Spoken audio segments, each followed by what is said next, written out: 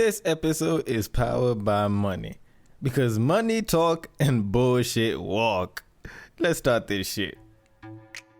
I just wanted to say You're listening to Your fan favorite section on Break Time on West Side.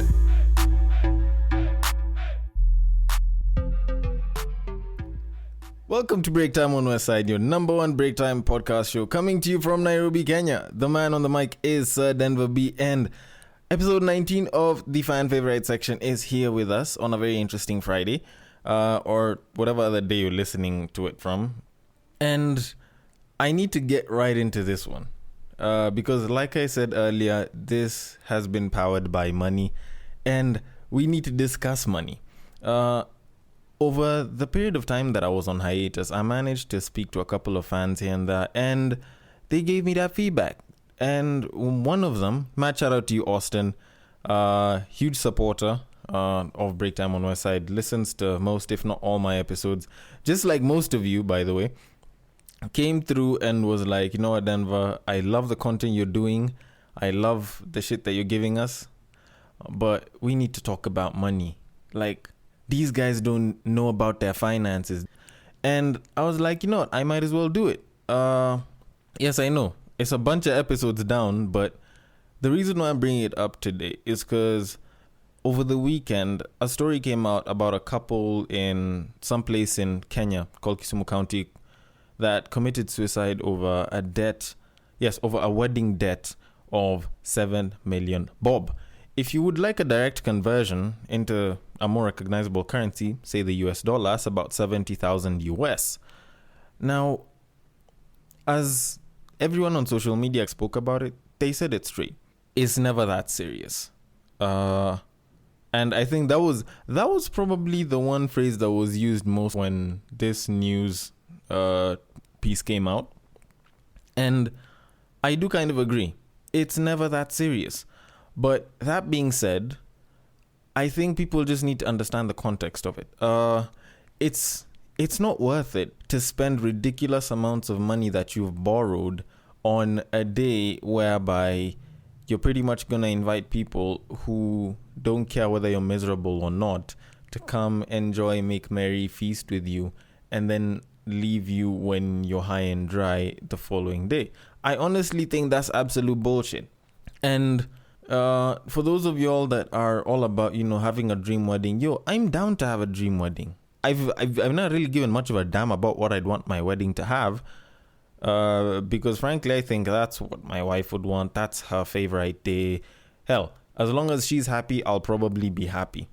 Luckily, I'm not married and I do not intend on getting married, so I have a bunch of years to rack up something and build some shit for myself. Also, look for myself a very nice young gal that will probably not try the most expensivest shit for her wedding. Now, back to what it was that I was saying. It's not that serious. Now, I'm going to play for you a short audio clip by a media person, a former radio presenter called Caroline Mutoko. And it was on this whole story. So I'm going to play it for you real quick, then I'll give you my 2 cents. You got some guy raising money to the tune of 2 million to marry you. And by the way, if you find a woman dumb enough, wants to blow 2 meter on one day, leave her. No, really, leave her. Do you know what you can do with 2 million? If you find a woman dumb enough who wants to do, you need to leave her quickly. Go find some chick who's got a plan for life. A wedding is not a plan for life. I'm sorry. And I sometimes have to be honest because I see it every day. All right, so this lady came through and she was straight up. Like, as much as I agree with her to some extent, I also disagree with her to some extent. Spend 2 mil on a wedding, that is debatable.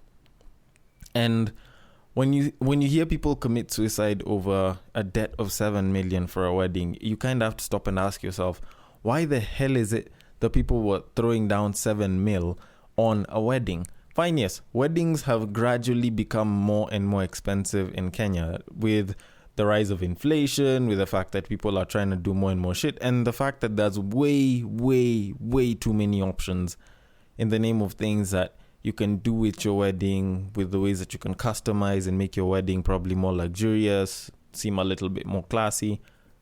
Like, people will go and hire cars and pay ridiculous sums of money.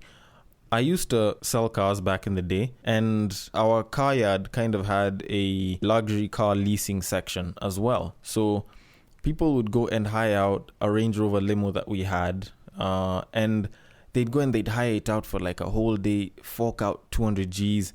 And actually the charges were, it was 25 Gs at the time per hour, and you couldn't borrow it for any less than 4 hours.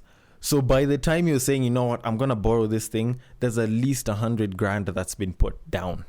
That's at least $1,000 that's been put down on a car that you're going to use for at least 4 hours of that specific day. Fine, yes, it would come with like a chase car that would enable like a cameraman to cover most of that shit. And that was all fine and dandy. But the issue was people were putting in so much money into cars. You could hire Range Rovers, Mercedes S-classes, old school rides and shit. And they would be used for a lot of these weddings. And it's not like people would fork out like a 5-10K. Like, leasing those cars would cost like 20, 30, 40, 50 Gs. And that time, you're watching people like throw all these sums of money, spend 1 million, 2 million, 3 million on a wedding. And when you actually think about it, a wedding is the family's epitome of flossing. That is the highest level that a family can floss at, in my opinion.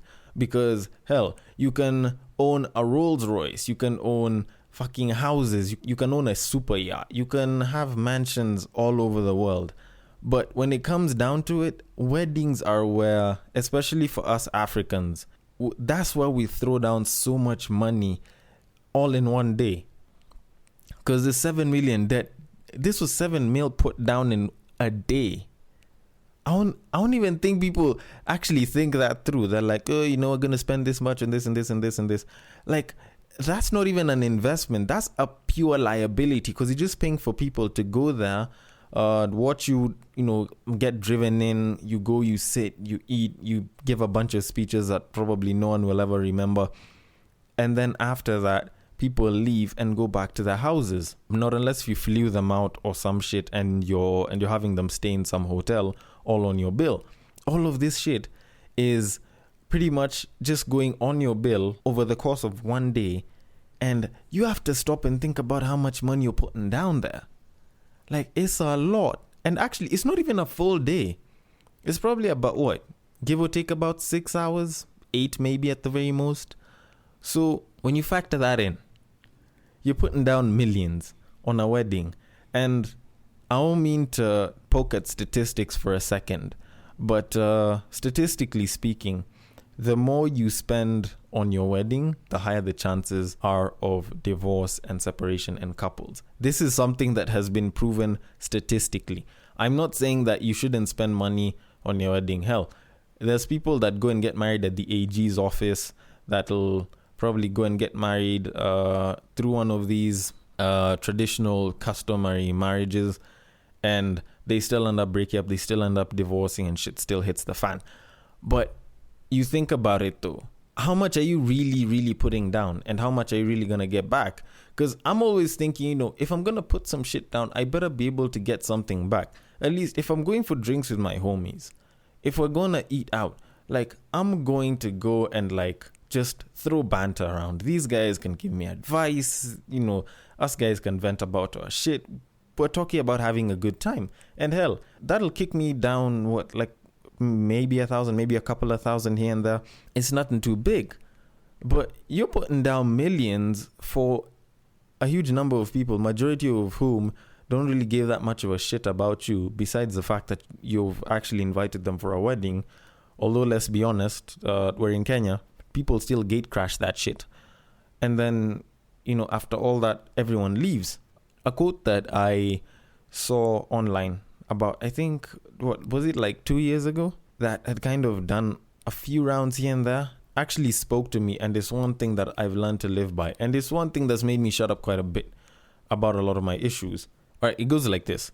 80% of the people that you discuss your issues with, that you tell your problems to, don't care about your problems. And 20% of them are actually happy that you're in those issues. Think about that real quick. Out of the 600 people that you'll call to your wedding, how many of them will you pick up the phone to call when you're sick, when you're in trouble, when you're stuck in a bad place, and they'll get up from bed, they'll get out of their chair, they'll pull themselves out of work or some shit, or they'll even just pick up their phone and send you a bit of cash, or like they'll come and help you out. They'll see you having a puncture on the road and they'll slow down and want to help you. How many of those fuckers will ever do that? It's probably zero. I remember back in the day, when we used to have wedding shows airing so constantly on TV. I don't know if they still do.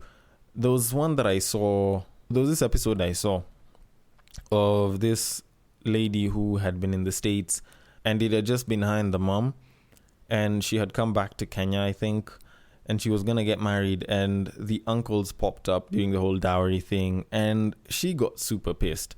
But the funniest bit of it was, when it came down to the wedding itself, and she was going to get married, because she's Kenyan, then like raised in the States and shit. She only called 21 people. It was a breakfast wedding, and it only had 21 people. Damn.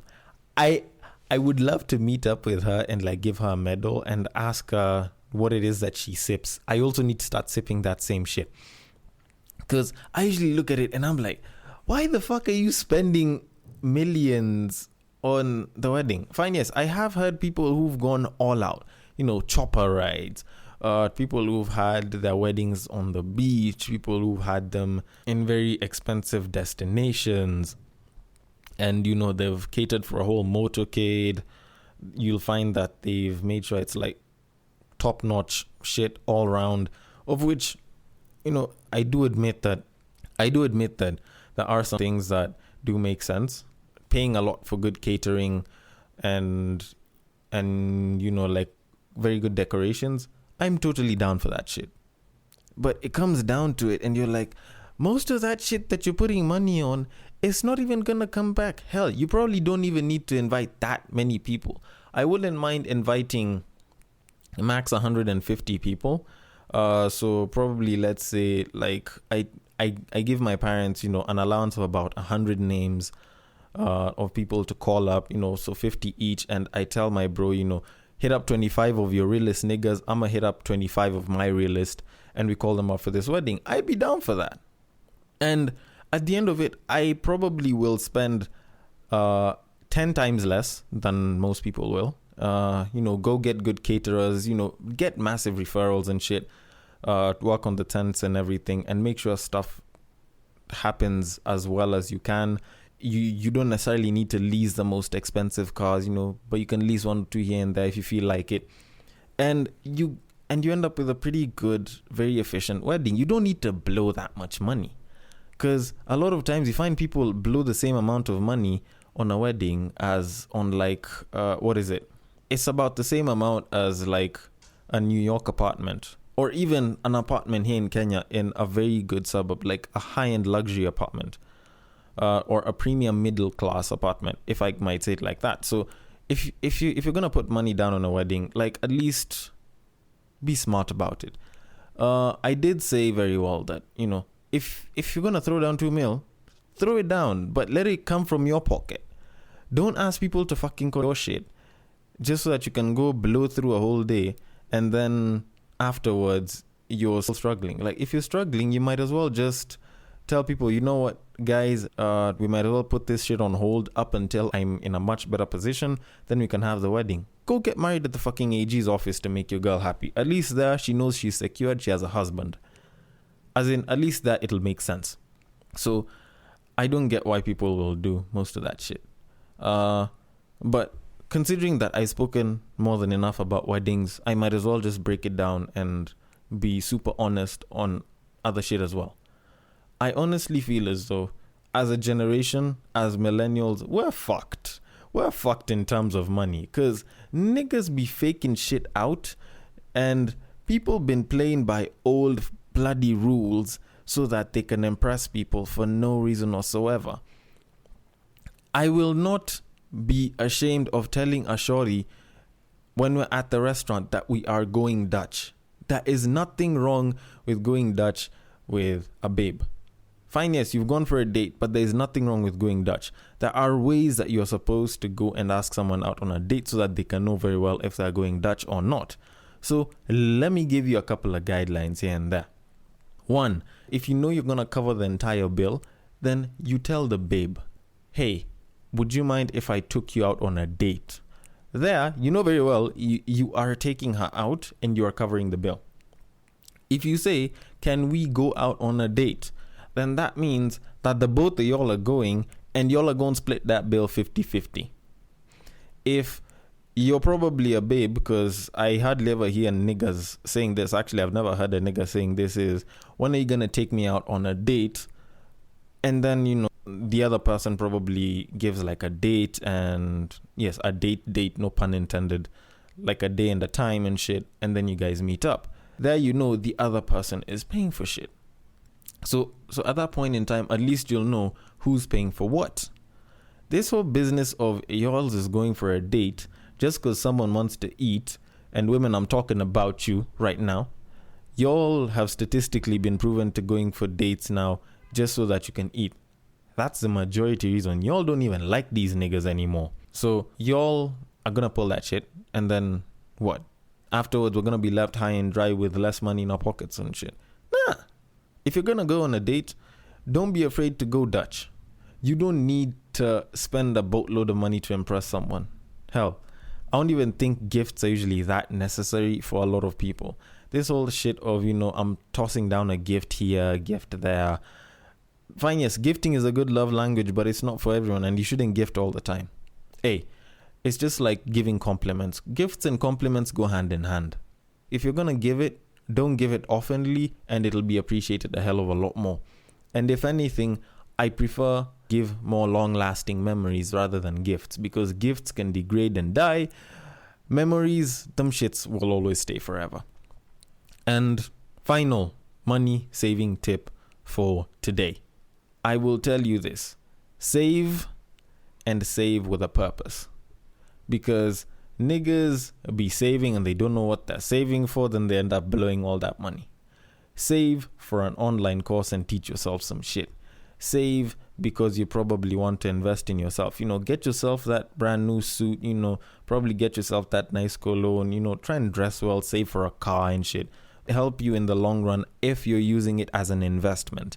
If you have 10 suits and you're saying I'm saving for another suit, I think you probably have more than enough. You should probably just, you know, get something else to save for. Save for a rainy day. You'll never know when those ones come through. And if you probably save a little bit more, you know, maybe even invest. You can start with something as simple as shares, you know, then move on to bigger shit. Investing then have to be expensive as hell. So I might as well give you this nugget of advice right at the end for those of y'all that will sit down and listen to this all the way till the absolute end of all of this. So yeah, y'all make sure you watch your money, especially during this festive season, because I know a lot of y'all are about to go broke and then start struggling in January. Anyways, always put that process in that progress, or be the prevention.